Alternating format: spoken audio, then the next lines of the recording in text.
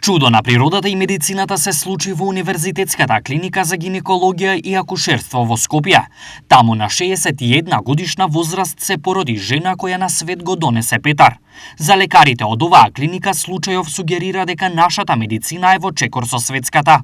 Оваа пациентка е прва која е останата со сопствена јајцеклетка, која што била криопрезервирана, замрзната, која што добила инвитро третман во нашата држава, цела бременост и била следена во нашата држава и раѓањето е завршено на Универзитетската клиника за гинекологија и акушерство. Што беше направено за нормално породување?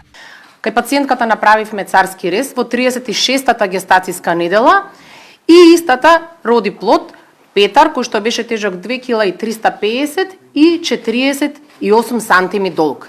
Мајката, посочи директорката на клиниката Ирена Алексиовска-Папастиев, имала богата акушерска биографија, но и потенцијални здравствени проблеми.